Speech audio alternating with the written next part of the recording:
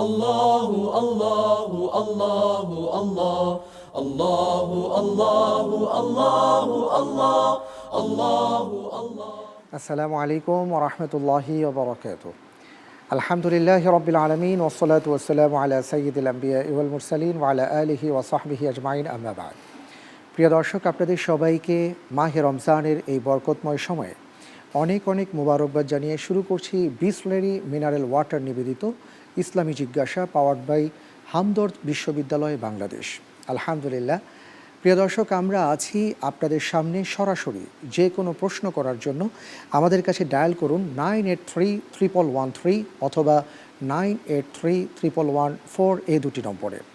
আপনাদের বিভিন্ন প্রশ্নের উত্তর দেওয়ার জন্য আমাদের মাঝে উপস্থিত হয়েছেন বিশিষ্ট ইসলামী চিন্তাবিদ, শিক্ষাবিদ এবং গবেষক মোহতারাম হাফেজ মুফতি কাজী মোহাম্মদ ইব্রাহিম। আসসালামু আলাইকুম ওয়া রাহমাতুল্লাহি ওয়া বারাকাতুহু।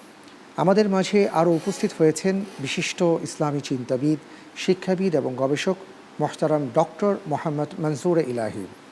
আসসালামু আলাইকুম ওয়া রাহমাতুল্লাহি ওয়া বারাকাতুহু। ওয়ালাইকুম আসসালাম ওয়া রাহমাতুল্লাহি ওয়া বারাকাতুহু। মোহতারাম, কেমন আছেন আপনি? আলহামদুলিল্লাহ, আল্লাহ ভালো আপনি রেখেছেন। কেমন আছেন? আলহামদুলিল্লাহি রাব্বিল আলামিন, আল্লাহর মেহেরবানিতে ভালো আছি আলহামদুলিল্লাহ। আমরা আছি বেশ কয়েকদিন ধরে সম্মানিত দর্শকদের সাথে কথা বলছি, আপনাদের কাছ থেকে অনেক কিছু শিখছি। আল্লাহ তাআলার কাছে আমরা দোয়া করি আজকের পর্বেও যে বিষয়গুলো আপনাদের কাছ থেকে জানবো আমরা যেন তার উপরে আমল করতে পারি, আল্লাহ সেই তৌফিক দান করুন। আমিন। একজন দর্শক আছেন, আমরা তাহলে ফোনটা নিচ্ছি ইনশাআল্লাহ তাআলা। আসসালামু আলাইকুম ওয়া রাহমাতুল্লাহি ওয়া বারাকাতুহু। ওয়ালাইকুম আসসালাম ওয়া রাহমাতুল্লাহ। জি আমি ঢাকা থেকে মোহাম্মদ আনামুল ইসলাম। জি বলুন। আমার প্রশ্ন ছিল, আমাদের দেশে তারাবি নামাজটা আর কি হ্যাঁ। এত দ্রুত কেরাত পড়া হয় আর এত দ্রুত রুকু সিজদা করা হয়, এটা আসলে কোন মাযহাবের মত অনুযায়ী আর কি? জি, অনেক ধন্যবাদ। খুব চমৎকার একটি প্রশ্ন আপনি করেছেন, গুরুত্বপূর্ণ প্রশ্ন। মোহতারাম, আপনার কাছে জানতে চাচ্ছি প্রথমে যে এই যে এত দ্রুততার সাথে আমরা হাফিজে কোরআনদের তিলাওয়াত করতে দেখি রমজানের তারাবির সালাতে, এটা কি কোনো মাযহাবে আছে কিনা? আলহামদুলিল্লাহ ওয়াসসালাতু ওয়াসসালামু আলা রাসূলিল্লাহ ওয়া বা'দ। এটা আসলে কোনো কোরআন সুন্নাহ বা কোনো মাযহাবে নাই। জি। এটা হলো ব্যক্তিগত মাযহাব। আচ্ছা আচ্ছা। ইমাম সাহেব মনে করেন যে একটু দেরি করে পড়ালে না জানি মুসল্লিরা আবার সমালোচনা করে। আবার কিছু মুসল্লিও থাকেন এরকম, চাপ দেয়। হ্যাঁ, চাপ দেন, প্রেশার দেন, যত তাড়াতাড়ি পড়াতে পারে তত বাহবা, তত হাফেজ সাহেব খুব এক্সপার্ট, খুব ভালো। এই জাতীয় একটা আসলে মানসিকতা এই তারাবির ব্যাপারে থাকে। আচ্ছা আচ্ছা। তো কিন্তু তারাবিতে আসলে মানে তাড়াতাড়ি পড়াবার সালাত না। তারাবি মানে হলো ধীরে সুস্থে, এমন লম্বা কেয়াম, দাঁড়ানো অনেক লম্বা। আবার যাতে মাঝখানে একটু বিশ্রাম নিয়ে আস্তে ধীরে নবী সাল্লাল্লাহু আলাইহি সাল্লামের তারাবি বা কিয়ামুল লাইলের এক একটা রুকু ছিল কদরে মা ইয়াকরাউ আহাদুকুম 50 আয়াত, 50 আয়াত পরিমাণ একটা রুকু। এক একটা সেজদা ঠিক সেম 50 আয়াত পরিমাণ। চিন্তা করে দেখেন, মানে একটা রুকু আর দুইটা সেজদাতে চলে যাবে প্রায় 40-50 মিনিট। কোন কোন রিওয়ায়াতে তো এমন এসেছে যে এক পারায় তিনি প্রায় 6 পারা 6.5 পারায় করে ফেলছেন। জি, প্রথম রাকাতে জি নিসা পর্যন্ত শেষ করে জি, সূরা নিসা, সূরা আল বাকারা, সূরা আলে ইমরান, সূরা নিসা। ইবনে মাসউদের riwayat যে আমি ওনার পিছনে দাঁড়িয়ে হাত্তা হামামতু বিআমরিন সু, আমি একটা খারাপ চিন্তা করে ফেলছিলাম যে নবীজিকে রেখে আমি পালিয়ে যাই।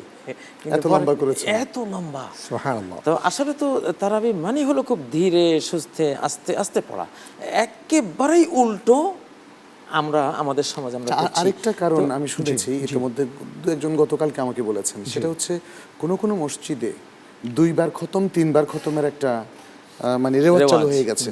তাহলে 10 দিনে যদি এক খতম করতে হয় তাহলে তো তাকে খুব দ্রুতই পড়তে হবে। জি জি জি। এই জিনিসটা একটা বড় প্রবলেম সৃষ্টি করেছে। জি জি জি। আচ্ছা, এখানে একটু ব্যাপার জানতে চাইবো মোহতারাম, যে আপনি যে কথাটি বললেন যে আমরা যে রমজানে এই যে খতমের যে বিষয়টা বা এই যে বেশি বেশি খতম দেওয়ার একটা প্রবণতা, এটা যদি আমি তারাবির কথা নাও বলি, ব্যক্তিগতভাবে অনেক ভাই আছেন যারা বলেন আমি 10 খতম 15 খতম দিয়েছি।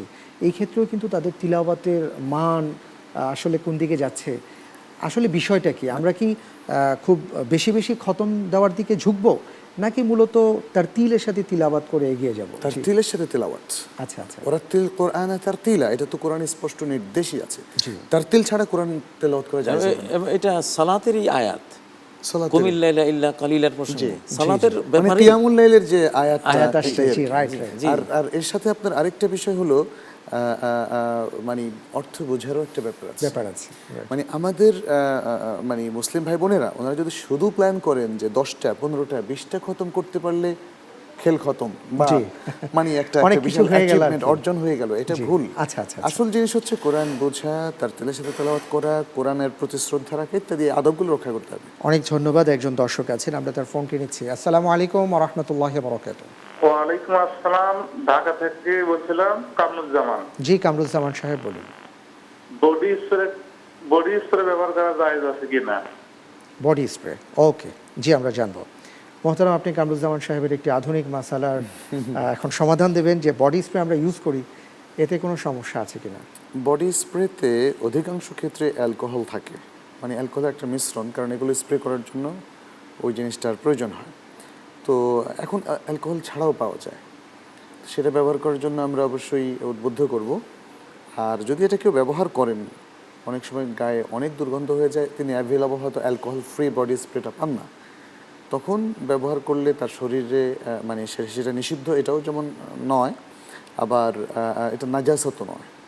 তবে এটা আসলে উত্তম হচ্ছে অ্যালকোহলের যত প্রোডাক্ট আছে সেটা নিতান্ত বাধ্য না হলে, বাধ্যের কিছু প্রশ্ন আসে অনেক সময়, নিতান্ত বাধ্য না হলে ইউজ না করা। তবে মহিলাদের ক্ষেত্রে যখন বাইরে যাবেন তখন ব্যবহার না করাই। সেটা তো যে কোনো খুশবু, যে কোনো শুধু অ্যালকোহল ওয়ালা নয়, অ্যালকোহল ছাড়া যেটা যে আছে কোনো সুবাস। কোনো খুশবু তারা ব্যবহার করবে। বাইরে যখন যাবেন তখন। জি, বাইরে। অনেক ধন্যবাদ মোহতারাম। একটি প্রশ্ন এসছে আমাদের কাছে, আমি দেখতে পাচ্ছি যে প্রশ্নটি এসছে আমাদের একজন ভাই, তিনি জিজ্ঞেস করেছেন যে আমরা জানি ওয়েতরের সালাতে যে আমরা কুনুত পড়ে থাকি, সেখানে আল্লাহর কাছে আমরা অনেক কিছু চেয়ে থাকি। তো আমরা যদি দোয়া করতে গিয়ে যতটুকু আমি আরবি পারি সেটা বললাম, বাকিটা যদি নিজের ভাষায় কুনুতের সময় দোয়া করি, তাহলে কোনো সমস্যা আছে কিনা? দুটো মত আছে এখানেও। আচ্ছা আচ্ছা। একদল ওলামারা খুব মানে এটাকে বলেছেন যে আসলে মুহাম্মদ সাল্লাল্লাহু আলাইহি সাল্লাম তিনি যা দোয়া করতেন সেখানে সীমাবদ্ধ থাকা উচিত। সাধারণত এটা তো দোয়ার আসলে মানে খুব প্রশস্ত জায়গা না, যে প্রশস্ত জায়গা না এটা কুনুত। এখানে নবী সাল্লাল্লাহু আলাইহি সাল্লাম যে দোয়াগুলো পড়তেন, আল্লাহুম্মা হদিনি ফিমান হাদাইত, এই যে দোয়া কুনুত যেটা, এটা পড়তেন। তারপরে পড়তেন আল্লাহুম্মা ইন্নী আউযু বিরিদাকা মিন সাখাতিক ওয়া বিমুআফাতিকা মিন উকুবাতিক ওয়া আউযু বিকা মিনক লা উহসি সানাআন আলাইক আনতা কামা আসনাইতা আলা নাফসিক। এই দোয়াটা পড়তেন, এরপরে সালাতু সালাম পড়ে শেষ করে ফেলতেন। এতটুকু হলে একদম সর্বসম্মতিক্রমে সঠিক সমস্যা মুক্ত। আমরা কিন্তু কাবা মদিনার ইয়েতে দেখি যে বিশেষ করে কাবা শরীফে আব্দুর রহমান সুদাইস যখন কুনুত পড়েন অনেক লম্বা সময় নিয়ে। কুনুতটা অন্য ভাষায়ও তো একটু অ্যাড করতে, আরবিতে অসুবিধা নাই, কিন্তু আজ পর্যন্ত কোনো আলেম কিন্তু কুনুতে নিজের ভাষায় দোয়ার কথা বলেন নাই। আচ্ছা, বলেন নাই। আর যেটা লম্বা কুনুতের কথা বলেছেন, এটা একদল স্কলার ওলামারা মনে করছেন যে দোয়া তো দোয়ার জায়গা, এটা লম্বা করলে সমস্যা নেই, তারা এটাকে একটু প্রশস্ত করে নিয়েছেন আর কি। কিন্তু অধিকাংশ ওলামারা বলেছেন যে এটা নবীজির যে দোয়াগুলো ওখানে সীমিত থাকা এটা। কিন্তু প্রশ্নকারী ভাই আসলে চাচ্ছিলেন যে তিনি নিজের ভাষায় করতে পারেন না, নিজের ভাষায় কুনুতের মধ্যে দোয়া করার পরামর্শটা আমরা আসলে কোনো দলিলে আমরা খুঁজে পাই না। আচ্ছা, এই প্রসঙ্গে আমরা আরেকটু কথা শুনবো। একজন দর্শক আছেন, তার ফোনটি নিয়ে নিচ্ছি। আসসালামু আলাইকুম ওয়া রাহমাতুল্লাহি ওয়া বারাকাতুহু। ওয়ালাইকুম আসসালাম, ভালো আছেন? আলহামদুলিল্লাহ ভাই, আপনি ভালো আছেন? জি আলহামদুলিল্লাহ। আমার প্রশ্ন হলো যাকাত আদায়ের খাত, যে 8টি খাত আছে, এ সংক্রান্ত একটি মাসলা আমার জানা দরকার। সেটা হলো যে সাপোজ আমরা নিজেরাই 4টি ভাই, আমার বাবা মারা গেছেন বছরখানেক আগে, তো আমার ভাইরা সবাই আলাদা হয়ে গিয়েছে। আমি 3 নাম্বার ভাই, আমার ছোট ভাইটা আছে, ও লেখাপড়া করে। সবাই এখন সবার মতো সংসার হয়ে গিয়েছে। এখন আমি দেখা গেল যে সবাই কিছু টাকা পয়সা সঞ্চিত থাকে, এর কিছু অংশ জাকাত থাকে। এই জাকাতটা মানে আমার ছোট ভাই সে একাডেমিক লেখাপড়ার ভিতরে আছে, তার নিজস্ব অন্য কোনো আমাদের অন্য পারিবারিক কোনো বড় অবস্থা না, জমি জমা অল্প কিছু আছে, কিছু হয় হয়তো বিঘা খানিক মতো জমি ভাগে পৌঁছাইছে। সেই ক্ষেত্রে যদি এরকম ইচ্ছা আমার যে জাকাতটা হয় অল্প কিছু, এই টাকাটা গচ্ছিত রেখে আমার ছোট ভাই লেখাপড়ার পিছনে ব্যয় করা সম্মত জায়েজ হবে কিনা? অনেক ধন্যবাদ, আমরা বুঝতে পেরেছি আপনার প্রশ্নটি ভাইয়া। আমরা মোহতারামদের কাছ থেকে জেনে নিচ্ছি।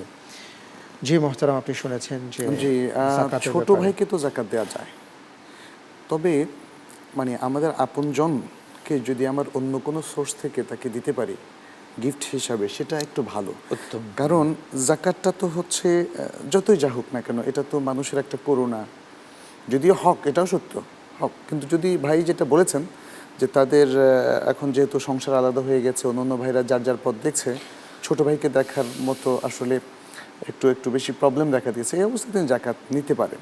আচ্ছা, নিতে পারেন। সেখানে আত্মীয়তার সওয়াব এবং সাদাকার সাদাকার সওয়াব দুটোই দুটোই হবে। আচ্ছা আচ্ছা, অনেক অনেক ধন্যবাদ। আলহামদুলিল্লাহ, একজন দর্শক আছেন, আমরা তার ফোনটি নিচ্ছি। আসসালামু আলাইকুম ওয়া রাহমাতুল্লাহি ওয়া বারাকাতুহু। হ্যালো, শুনতে পাচ্ছেন? হ্যালো, জি, আসসালামু আলাইকুম। ওয়ালাইকুম আসসালাম। জি, আমার জাকাত নিয়ে একটা কোশ্চেন আছে। জি বলুন। আমার কোশ্চেনটা হলো যে আমার রিসেন্টলি ম্যারেজ হয়েছে, হ্যাঁ, সেই ক্ষেত্রে আমার এবং আমার ওয়াইফের কিছু গিফট পাইছে, সেই গোল্ড। জি ধরেন আমার ওয়াইফ আমার মিলে সম্ভবত 9 ভরি হবে, কিন্তু আচ্ছা। সেই ক্ষেত্রে আমার কিছু গোল্ড আছে, ধরেন 3 ভরি আমার শ্বশুর বাড়ি কিংবা আমার ওয়াইফের ফ্যামিলি থেকে দিছে, হ্যাঁ। চেইন মিলে 3 ভরি, আর আমার ওয়াইফের 6 ভরি। আচ্ছা আচ্ছা, হ্যাঁ, এই এখন হলো সব মিলায় কি আমার জাকাত দিতে হবে, নাকি আমার দুইটা মিলে 7.5 ভরি হয় নাই, মানে 7.5 ভরি উপরে দুইটা বুঝতে মিলে পেরেছি। জি জি জি, আমরা বুঝতে পেরেছি আপনার প্রশ্নটি, আমরা জানবো। মোহতারাম, আপনি শুনেছেন, জি, আসলে স্বামীর আছে 3 ভরি, স্ত্রীর আছে 6 ভরি। সব ভরি স্বামীর উপরও জাকাত নাই, স্ত্রীর উপরও জাকাত নাই, কারণ কারোরই 7.5 ভরি বা 85 গ্রাম পরিপূর্ণ হয় নাই। যতক্ষণ পর্যন্ত এটা পরিপূর্ণ না হবে। একটা জিনিস মনে হয় আছে, সেটা হচ্ছে স্বামীর যদি ধরেন আরো 50,000 টাকা থাকে বা কিছু অন্যান্য থাকে, তার নিসাব থাকে, আর স্বামীর তো স্বর্ণটা স্বামীর কাছে কেন থাকবে, এটা অবশ্য বোধগম্য নয়। উনি কি পুঞ্জীভূত সম্পদ হিসাবে যদি রাখেন, উনি gift একটা আকারে পুঁজি আর কি পেয়েছেন হলো, আর কি। গিফট পেয়েছেন, একটা পুঁজি থাকলো। জি জি, এখন এই পুঁজির সাথে যদি টাকা অন্যান্য সংযুক্ত টাকা যদি হয় সংযুক্ত হয়, এবং উভয়ে মিলে যদি একটা নিসাবের পরিপূর্ণ সমান হয়ে যায়, তখন তিনি দেবেন, স্ত্রীর উপরে না। স্ত্রী না, স্ত্রী তো স্ত্রীটা 6 ভরি ওইভাবে মাত্র। হিসাব হবে না। জি জি, আচ্ছা আচ্ছা, আলহামদুলিল্লাহ, একজন দর্শক আছেন, আমরা তার ফোনটি নিচ্ছি। আচ্ছা। আসসালামু আলাইকুম ওয়া রাহমাতুল্লাহ। ওয়ালাইকুম আসসালাম রহমতুল্লাহ। আমি ঢাকা থেকে বলছি রেজওয়ান। জি, রিদওয়ান ভাই বলুন। জি, আমার প্রশ্নটা আমার মার পক্ষ থেকে। জি। এখন উনি শুনছেন, আমি ওনাকে বলছি যে আমার নানা মামাদের নামে সম্পত্তি লিখে দিয়েছেন। জি মামা খালা ও আমার মার নামে কিছুই লিখে দেন নাই। নানার কোনো অভাব নাই। মামারাও নানার এই কাজে খুব খুশি।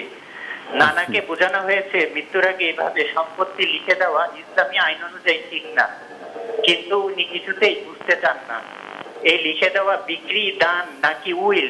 নানা ও মামারা আমাদের এই ব্যাপারে কিছুই বলেন নাই। এখন প্রশ্ন হলো, আমার মা ও খালাকে বঞ্চিত করার উদ্দেশ্যে মামাদের কাছে সম্পত্তি বিক্রি বা দান বা উইল করা কি ঠিক?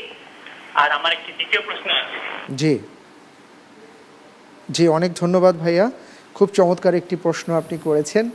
যে সমস্যা আমাদের বাংলাদেশের অনেক পরিবারে। জি মোহতারাম। জি, মানে তার নানা সম্পদ লিখে দিয়েছে কি মামাদের নামে, তার নাতিদের নামে? মামাদের নামে। ও, এটা তো সমস্যা।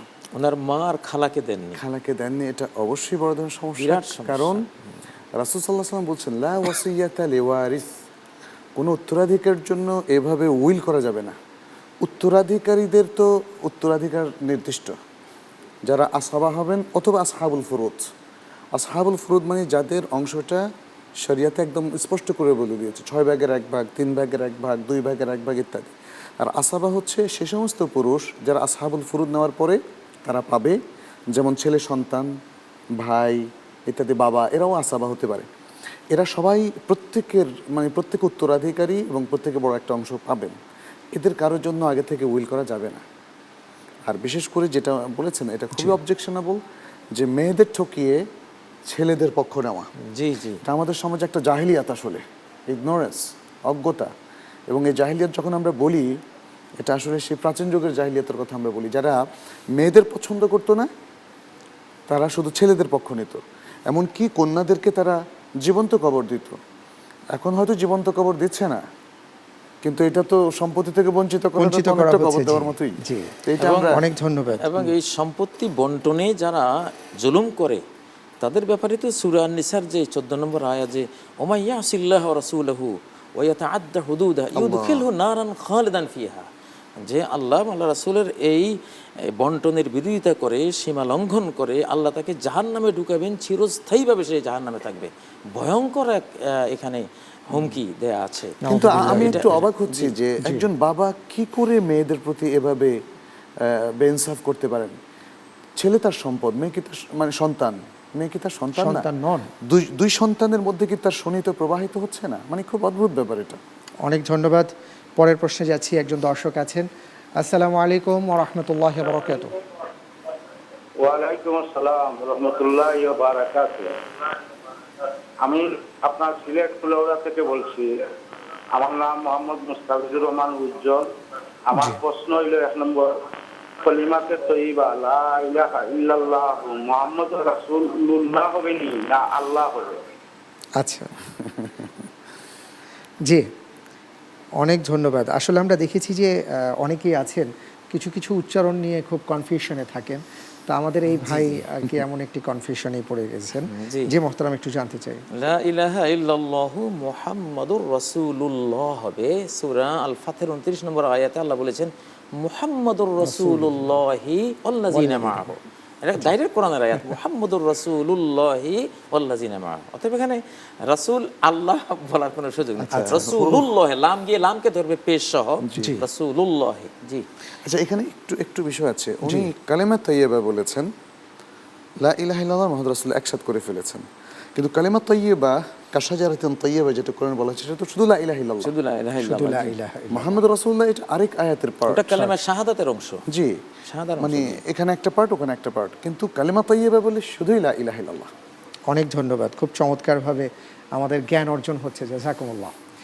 আলহামদুলিল্লাহ। মোহতারাম, একটি বিষয় একটু জানতে চাচ্ছিলাম, সেটি হলো যে আমাদের একজন ভাইকে দেখতে পাচ্ছি, তিনি এসএমএসে লিখেছেন যে আমরা একটু আগে যে বলেছিলাম যে আমরা কুনুতের মধ্যে নিজের ভাষায় কিছু বলতে পারবো না, বলাটা আমরা কোনো দলিল পাচ্ছি না। কিন্তু দেখা যায় যে ইমাম আবু হানিফা আলাইহির রাহমার একটি বক্তব্য আছে যে কেউ যদি সালাত আদায়ের ক্ষেত্রে আল্লাহু আকবার বলতে না পারে, তাহলে তিনি তার নিজের ভাষায় আল্লাহ বড় এটা বললে আর কি তাকবীরে তাহরিমাটা হবে। তো এই বিষয়টা আসলে কি?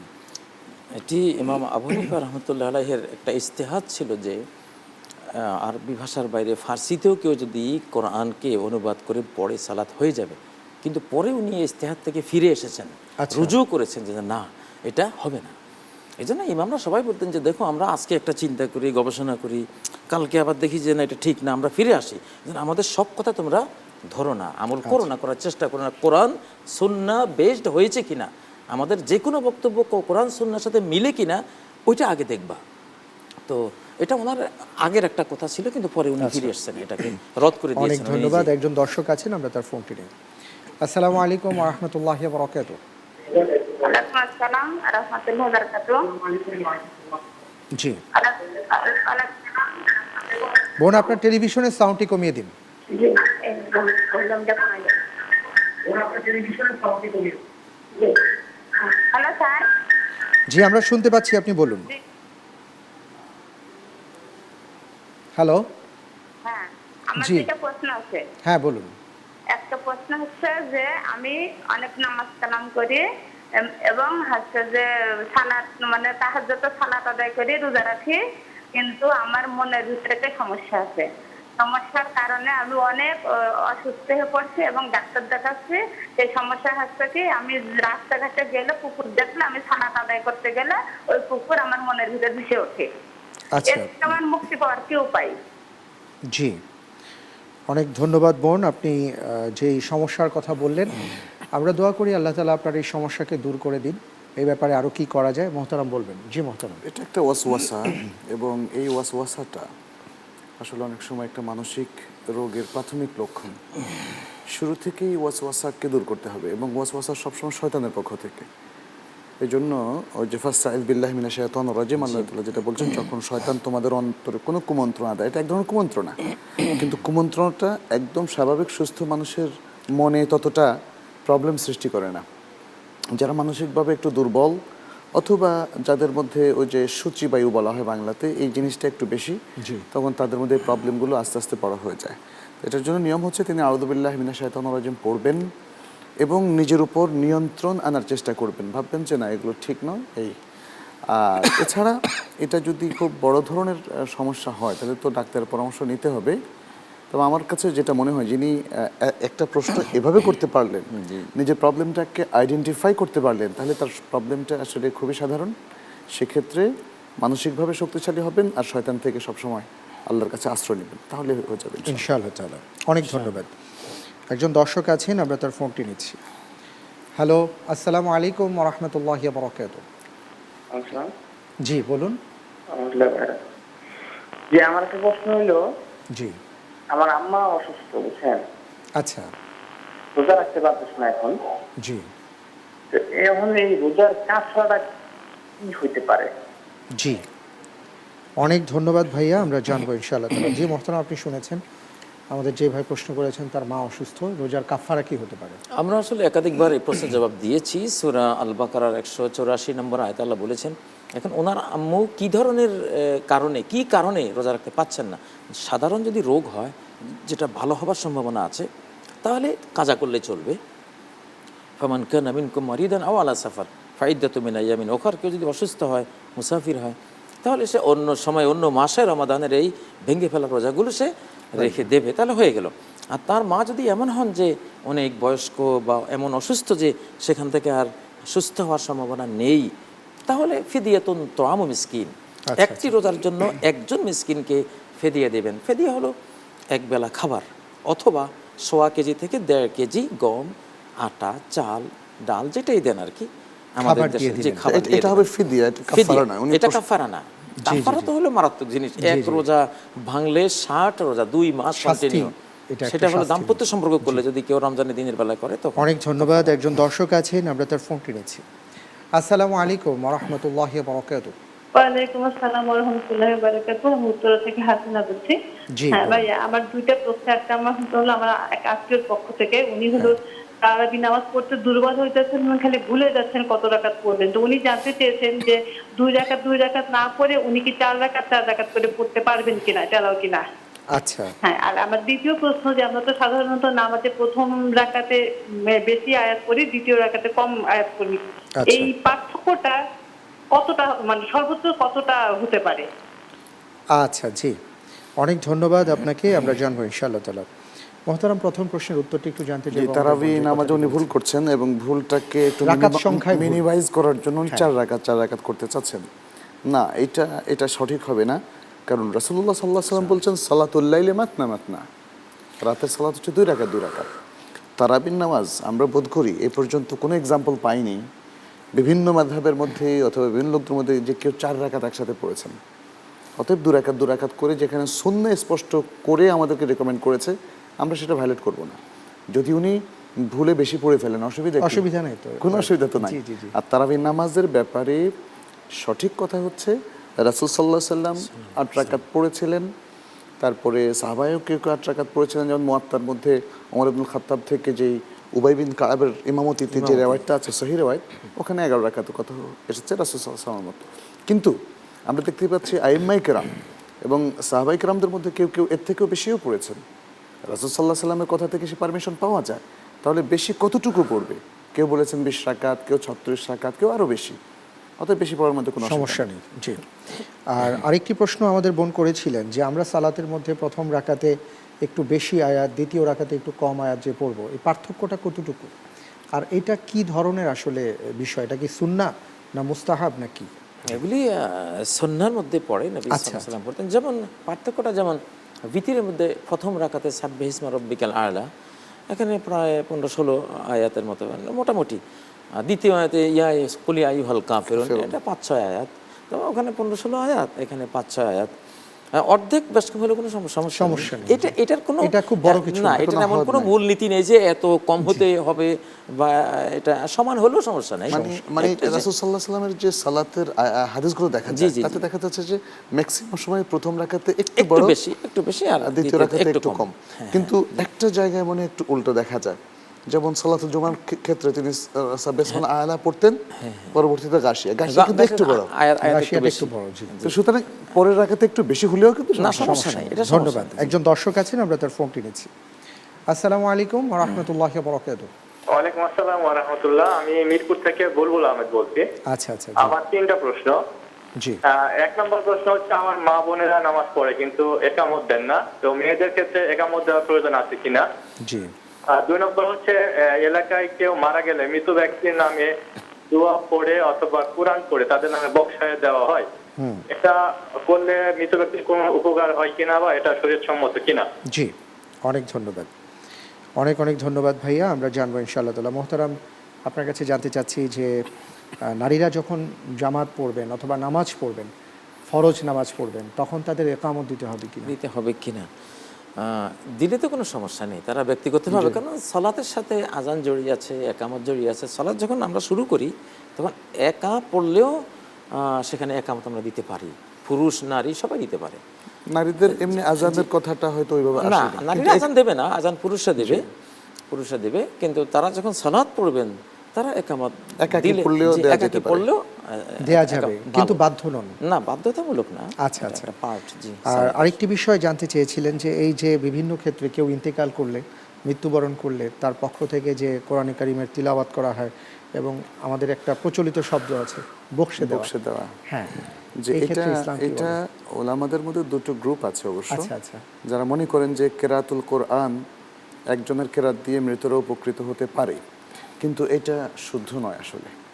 কারণ ব্যক্তিগত আমল দিয়ে আমলটাকে বকশে দেওয়ার কোনো সুযোগ নাই, কিন্তু মৃতের পক্ষ থেকে কিছু কিছু আমল রাসূল সাল্লাল্লাহু আলাইহি সাল্লাম জায়েজ করেছেন। যেমন সাদাকা, তার পক্ষ থেকে সাদাকা, তার ফরজ রোজা তার পক্ষ থেকে বদলি কেউ যদি করে দেয় তার ওয়ারিসদের মধ্যে, হজ যদি, অথবা হজ ফরজ ছিল, এই যে মানে কিছু জিনিস তার পক্ষ থেকে কোনো সাদাকা করে দিল, কাউকে কিছু দান করলো, কিছু ওয়াকফ করলো, এটা একটা মসজিদ বানিয়ে দিল, জি, একটা টিউবওয়েল করে তার দিল, পক্ষ থেকে দিল, যত কাজ আছে তার পক্ষ থেকে হবে। কিন্তু তার পক্ষ থেকে 2 রাকাত নামাজ পড়ে বললো যে আমার নামাজের সমস্ত সব তাকে বকশে দিলাম, এটা হবে না। অথবা 1 খতম কোরআন পড়ে বললো যে তাকে বকশে দিলাম, অথবা মানে এরকম আরো কিছু আমল, কিছু নফল রোজা রেখে বললাম যে তাকে বকশে দিলাম, জাকাত দিয়ে বললাম যে তাকে আমার জাকাত দিয়ে তাকে বকশে দিলাম, এগুলো হবে না। আচ্ছা আচ্ছা, জি। একজন দর্শক আছেন, আমরা তার ফোনটি নিয়ে নিচ্ছি। আসসালামু আলাইকুম ওয়া রাহমাতুল্লাহি ওয়া বারাকাতুহু। ওয়ালাইকুম আসসালাম ওয়া রাহমাতুল্লাহি ওয়া বারাকাতুহু।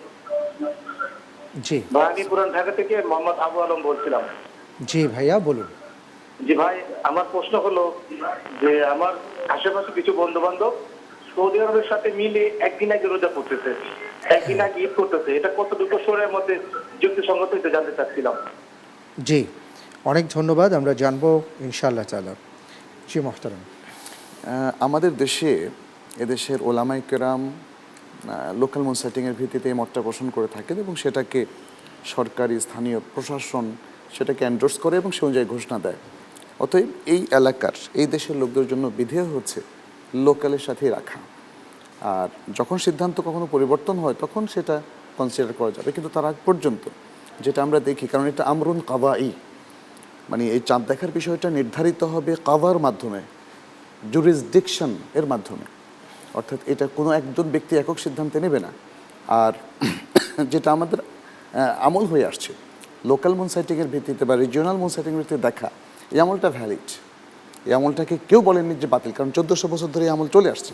এখন হয়তো কোনো কোনো দেশ সৌদি আরবের সাথে করছে, সেখানে যদি সরকারি প্রশাসন সেই সিদ্ধান্ত নেয় তারা সেটা পারবে, দেশ করতে পারে, ব্যক্তি তো করতে পারে না। আচ্ছা, অতএব আমরা বলবো যে এখানে যেটা আছে আমাদের ঐক্যের স্বার্থে, এবং যেহেতু এই মতটা অত্যন্ত ভ্যালিড মত, অতএব লোকাল মুন সাইটিংয়ের সাথেই আমরা রোজা রাখবো, ঈদ করবো, যতক্ষণ পর্যন্ত না প্রশাসনিক সিদ্ধান্ত পরিবর্তন হয়। অনেক ধন্যবাদ। সর্বশেষ প্রশ্ন একটু আমরা নিয়ে নিচ্ছি। আসসালামু আলাইকুম ওয়া রাহমাতুল্লাহি ওয়া বারাকাতুহু। ওয়ালাইকুম আসসালাম ওয়া রাহমাতুল্লাহি ওয়া বারাকাতুহু। জি, আমি মিরপুর থেকে আয়েশা বলছি। জি বলুন। জি, আমার প্রশ্ন হচ্ছে যে আমার শ্বশুর মানে তার সম্পত্তি তার ছেলে এবং মেয়েদের মধ্যে সমানভাবে ভাগ করেছেন। জি, এখন আমার প্রশ্ন তো আরেকটা প্রশ্ন এটার সাথে, যে যেহেতু সমান ভাগ করেছে, এখন বোনদের যে ভাইদের প্রতি যে দায়িত্ব থাকে, এখন ভাইদের কি সেই দায়িত্বটা পালন করতে হবে, মানে শরীয়তে এটার বিধানটা কি? অনেক ধন্যবাদ। শাইখ, আমাদের হাতে একেবারে সময় নেই, আমি খুব সংক্ষিপ্তভাবে জানতে চাই। জি, জীবদ্দশা যদি পিতা সম্পদ ভাগ করে দেন তাহলে এইভাবেই করতে হবে, এদুলু বাইনা আউলাদিকুম, সন্তানদের মধ্যে ছেলে হোক মেয়ে হোক এক সমান দেবা, জীবদ্দশা যদি দাও। কিন্তু দেওয়ার পরেও ভাইদের উপর বোনদের প্রতি দায়িত্ব থেকে যাবে অবশ্যই, এটা তো আল কারাবা আর রাহিম, রক্তের বাঁধন, এটা চিহ্ন করার কোনো সুযোগ নেই। অনেক ধন্যবাদ আপনাদের দুজনকে। আলহামদুলিল্লাহ অনেক প্রশ্নের উত্তর আজকে আমরা জানলাম আপনাদের মাধ্যমে। জাযাকুমুল্লাহু খাইরান। বারাকাল্লাহু ফিকুম। প্রিয় দর্শক, আপনাদেরকেও ধন্যবাদ জানাচ্ছি সুন্দর সুন্দর প্রশ্ন করার জন্য। আবার ইনশাআল্লাহ তাআলা আগামীকাল ঠিক একই সময় আপনাদের সাথে আমাদের দেখা হবে, কথা হবে। সে পর্যন্ত আল্লাহ তাআলা সবাইকে ভালো রাখুন, আমিন, এই প্রত্যাশায় বিদায় নিচ্ছি। আল্লাহ হাফিজ। ওয়াসসালামু আলাইকুম ওয়া রাহমাতুল্লাহি ওয়া বারাকাতুহু।